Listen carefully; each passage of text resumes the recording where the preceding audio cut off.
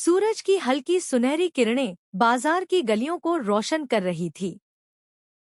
सुबह की हल्की ठंडी हवा में दुकानों से आती ताज़ी सब्जियों और फलों की महक घुली हुई थी।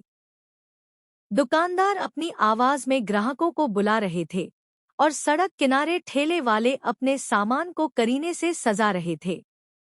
बाजार की हलचल के बीच दो दोस्त जैद और यूसुफ अपने स्कूल बैग टांगे घर लौट रहे थे। जैद हल्के नीले रंग की स्कूल यूनिफॉर्म पहने था, जबकि यूसुफ हरे रंग की टी शर्ट और सफेद पैंट में था। दोनों रास्ते में स्कूल में हुए मजेदार किस्से सुनाते हुए हंसी मजाक कर रहे थे। रास्ते में चलते हुए जैद की नज़र अचानक सड़क किनारे पड़े एक भूरे रंग के चमड़े के बटुए पर पड़ी। बटुआ एक फल की दुकान के पास जमीन पर गिरा हुआ था, जिस पर धूल जमी थी, लेकिन उसकी चमक अब भी बरकरार थी। जैद ने तुरंत रुककर यूसुफ को इशारे से दिखाया, यूसुफ, देखो, यह बटुआ यहाँ कैसे गिरा होगा। यूसुफ ने जिज्ञासापूर्वक उसकी ओर देखा और फिर झुककर उसे उठाया। बटुए को हाथ में लेते ही उसकी आंखें चमक उठीं। इसमें तो काफी पैसे हो सकते हैं, उसने उत्साहित होकर कहा। यूसुफ ने उत्सुकता से बटुए को खोला।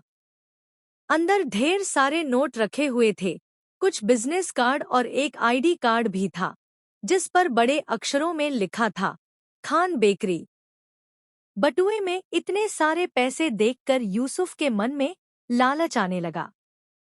उसने धीमी आवाज में कहा, जैद, इसमें तो बहुत सारे पैसे हैं।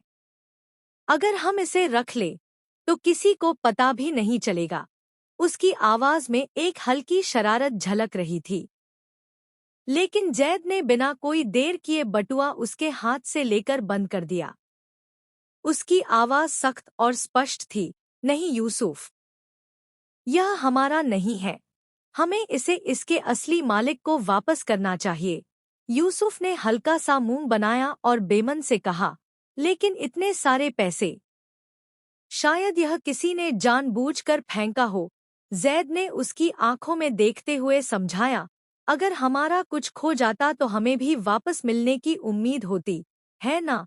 यूसुफ ने कुछ देर सोचा और फिर सहमति में सिर हिलाया, हाँ, शायद तुम सही कह रहे हो, लेकिन हम इसे लौटाएंगे कैसे?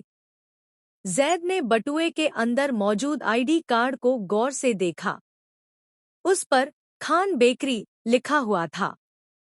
उसने अपने आसपास नजर दौड़ाई और दूर एक कोने पर लगी बड़ी सी लाल और सफेद नेमप्लेट को देखा, जिस पर लिखा था, खान बेकरी, ताज़ा बेकरी आइटम्स का घर। वह तुरंत यूसुफ की ओर मुड़ा, देखो, वह रही बेकरी, हमें वहां जाकर इसे लौटाना चाहिए। दोनों ने बिना समय गंवाए बेकरी की ओर बढ़ने का फैसला किया। जैसे ही वे बेकरी के पास पहुंचे, उनकी नाक में ताज़ा ब्रेड और कुकीज की मीठी खुशबू पहुंची।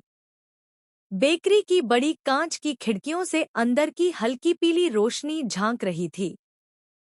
अंदर की दीवारों पर रंग-बिरंगी सजावट थी और काउंटर के पीछे क्रीम रंग की टोपी पहने एक आदमी किसी ग्राहक से बात कर रहा था।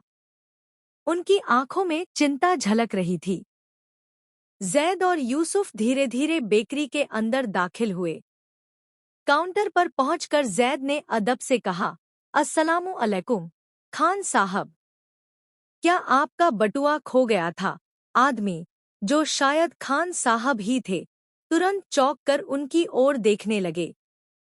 उनके माथे की शिकन गहरी हो गई। हाँ बेटा, मेरा बटुआ सुबह से गुम था, उसमें कुछ जरूरी कागजात और पैसे थे। मैं बहुत परेशान था। जैद ने धीरे से बटुआ निकाला और कहा, हमें यह रास्ते में मिला था, हमने सोचा कि इसे आपको लौटा देना चाहिए। खान साहब ने बटुए की सामग्री को ध्यान से देखा और जैसे ही उन्होंने नोट, बिजनेस कार्ड और आईडी कार्ड को जांचा, उनके चेहरे पर राहत और प्रसन्नता की चमक उभर आई। प्रेम और कृतज्ञता से भरे खान साहब ने कहा, माशा अल्लाह, तुम दोनों बहुत ईमानदार बच्चे हो। तुम्हारी इस नेक सोच के लिए मैं दिल से शुक्रगुजार हूँ। उनके शब्दों में सच्चाई की मिठास थी। खान साहब ने रजिस्टर से कुछ पैसे निकालने की कोशिश की ताकि वे दोनों को इनाम दे सकें, लेकिन जैद ने विनम्रता से कहा, नहीं खान साहब, हमें किसी इनाम की जरूरत नहीं है। हमारा केवल फर्ज था कि हम जो हमारा नहीं है उसे लौटाएं।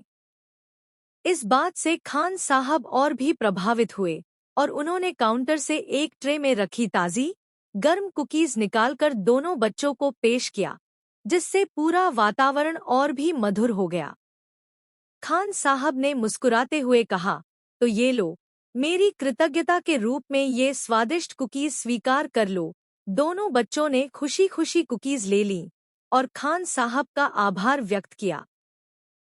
जब जैद घर पहुंचा तो उसने तुरंत अपनी प्यारी दादी अम्मा के पास जाकर पूरे दिन की घटना सुनाई, जिनकी आंखों में प्यार और गर्व की चमक थी।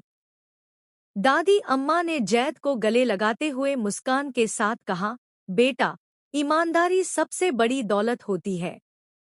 अल्लाह उन्हीं लोगों को पसंद करता है जो सच्चाई के रास्ते पर चलते हैं। उनके शब्दों में गहरी सच्चाई और अनुभव की मिठास थी। उस दिन की घटना ने जैद के दिल में अमिट छाप छोड़ दी और उसने संकल्प लिया कि वह जीवन भर सच्चाई और ईमानदारी के मार्ग पर अडिग रहेगा, चाहे परिस्थिति कैसी भी हो।